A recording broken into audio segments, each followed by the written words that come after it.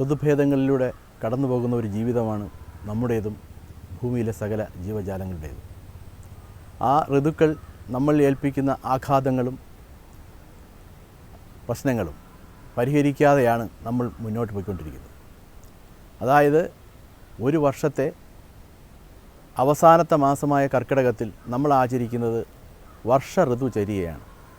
പക്ഷേ അതിനു മുമ്പുള്ള ഓരോ ഋതുക്കളും എങ്ങനെ വന്നു എങ്ങനെ പോയി എന്ന് പോലും നമ്മൾ അറിയാറില്ല. എന്തായാലും അവസാനത്തെ മാസമെങ്കിലും ഇതുവരെ ഉണ്ടായ ആഘാതങ്ങൾക്കും പ്രശ്നങ്ങൾക്കും പരിഹാരമുണ്ടാക്കാൻ നമുക്ക് കഴിഞ്ഞു എന്നുള്ള ആത്മവിശ്വാസത്തോടുകൂടി മുന്നോട്ട് പോകണമെങ്കിൽ നമ്മൾ കർക്കിടക ചര്യകൾ ആചരിക്കേണ്ടത് വളരെ അനിവാര്യമാണ്. ചുക്ക്, മുളക്, തിപ്പല്ലി തുടങ്ങിയ പഞ്ചകോലങ്ങൾ ഇട്ട് വെന്ത വെള്ളമാണ്, അതുപോലെ ഇഞ്ചി ചേർത്ത വെള്ളമാണ് നമ്മൾ കുടിക്കേണ്ടത്. അവ പല സങ്കീർണമായ കാലഘട്ടങ്ങളിലും നേരത്തെ പറഞ്ഞ പോലെ കോവിഡ് തുടങ്ങിയ കാലങ്ങളിൽ പോലും നമ്മളെ വൈറസിൽ നിന്നും ജീവനെ രക്ഷിക്കാൻ സഹായിച്ചിട്ടുണ്ട്. അതുപോലെ കുളിക്കുന്നതിന് കടുക്കാത്തോടിട്ട വെന്ത വെള്ളം, പുളിയാറിലിട്ട വെന്ത വെള്ളം, ഇതെല്ലാം നമുക്ക് ഉപയോഗിക്കാവുന്നതാണ്. നമ്മൾ കുടിക്കുന്ന വെള്ളം, കുളിക്കുന്ന വെള്ളം, അതുപോലെ നമ്മൾ ജീവിതത്തിൽ ഈ മഴക്കാലത്ത് എന്താവശ്യത്തിന് ഉപയോഗിക്കുന്നതായാലും വെള്ളം അത്രയധികം പരിശുദ്ധമായിരിക്കണം. കിണറ്റിലെ വെള്ളം നമുക്കറിയാം.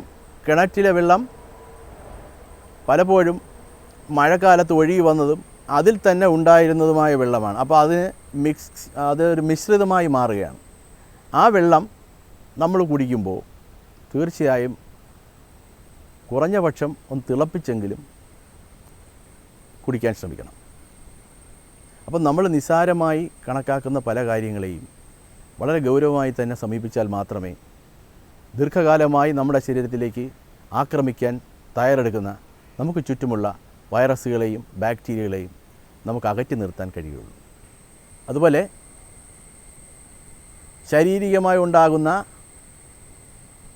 സന്ധിവേദനകൾ, നട്ടെല്ല് വേദന, ഇവയ്ക്കൊക്കെ ചികിത്സ നമ്മൾ തേടുമ്പോൾ അതിന് ഏറ്റവും അത്യാവശ്യമായ പഞ്ചകർമ്മ ചികിത്സകൾ ചെയ്യുമ്പോൾ എല്ലാ ചികിത്സകളും അതിന് ആവശ്യമില്ല. വളരെ അത്യന്താപേക്ഷിതമായ ചികിത്സകൾ, ചിലതിന് കിഴി അല്ലെങ്കിൽ പിഴിച്ചിൽ മാത്രം മതിയാവും. അത് ചെയ്യുക. അത് ചെയ്യേണ്ട മരുന്നുകൾ ഉപയോഗിച്ച് കൃത്യമായും ചെയ്യുക. അതുപോലെ തന്നെ ധാരാളം മരുന്നുകൾ കഴിക്കണമെന്ന് നിർബന്ധമില്ല. ഒരാളിൻ്റെ ശാരീരികമായ അവസ്ഥകൾ, ചിലർ ഡയബറ്റീസ് ഉള്ളവരായിരിക്കും, ചിലർക്ക് BP കൂടുതലായിരിക്കും, കൊളസ്ട്രോൾ ഉണ്ടായിരിക്കും. അതുകൊണ്ട് എല്ലാവരെയും ഒരേ തരത്തിൽ ചികിത്സിക്കാൻ കഴിയില്ല. അവരുടെ രീതികൾക്കനുസരിച്ചുള്ള മരുന്നുകളും പ്രയോഗങ്ങളും മാത്രമേ അവർക്ക് ആവശ്യമുള്ളൂ. ആ രീതി സ്വന്തം കാര്യങ്ങൾ സ്വയം മനസ്സിലാക്കിക്കൊണ്ട് ചികിത്സയിലേക്ക് കിടക്കുക. ഉദാഹരണമായിട്ട് ഇപ്പോൾ നാഡീ സംബന്ധമായ അല്ലെങ്കിൽ അസ്ഥി സംബന്ധമായ, നാഡിയും അസ്ഥിയും ഒന്ന് തന്നെയാണ്, അതായത് വാതവും വായുവും ഒന്ന് തന്നെയാണ് എന്ന് പറയുന്ന പോലെ ഇതിലുണ്ടാകുന്ന നാഡികൾക്കുണ്ടാകുന്ന വൈഷമ്യങ്ങൾ, അതിൽ അസ്ഥി സംബന്ധമായി മുട്ടിനോ അല്ലെങ്കിൽ നട്ടലിനോ ഒക്കെ ഉണ്ടാകുന്ന പ്രശ്നങ്ങൾ, ഇവിടെ വളരെ ലളിതമായ രീതിയിൽ നമുക്ക് അഭ്യംഗം, എണ്ണ പുരട്ടി കിഴിയിട്ട് മാറ്റിയെടുക്കാൻ കഴിയുന്നതേ ഉള്ളൂ. അതിനുവേണ്ടി വളരെയധികം ചികിത്സ ചിലവുകളുള്ള മറ്റു കാര്യങ്ങളിലേക്ക് പലരും പോകാറുണ്ട്. മറ്റു പല വൈദ്യശാസ്ത്രങ്ങളെയും ആശ്രയിക്കാറുണ്ട്. നിരന്തരം മരുന്ന് കഴിച്ച് മറ്റു ചില അസുഖങ്ങൾ വരുത്താറുണ്ട്. അതൊന്നുമില്ലാതെ യഥാർത്ഥത്തിൽ ഉള്ളിലേക്ക് മരുന്ന് പലപ്പോഴും ആവശ്യമില്ലാത്ത തരത്തിൽ വളരെ എളുപ്പത്തിൽ നമുക്ക് ഈ പ്രശ്നങ്ങളെ കർക്കിടക മാസത്തിൽ, പ്രത്യേകിച്ച് ഈ കാലാവസ്ഥ ഇങ്ങനെ നിൽക്കുന്ന അവസ്ഥയിൽ കൃത്യമായും നമുക്ക് മാറ്റിയെടുക്കാൻ കഴിയും. പഞ്ചകർമ്മ ചികിത്സയിൽ ആദ്യം വരുന്ന സ്നേഹന ചികിത്സ, അതായത് എക്സ്റ്റേണൽ ഓയിലിയേഷനാണ് ഇപ്പോൾ ചെയ്യാൻ പോകുന്നത്.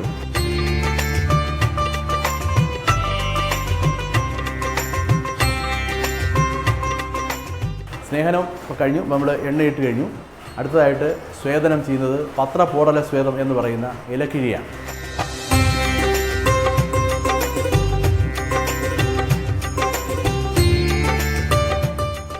അടുത്തതായി നമ്മൾ ചെയ്യാൻ പോകുന്നത് പിഴിച്ചിലാണ്.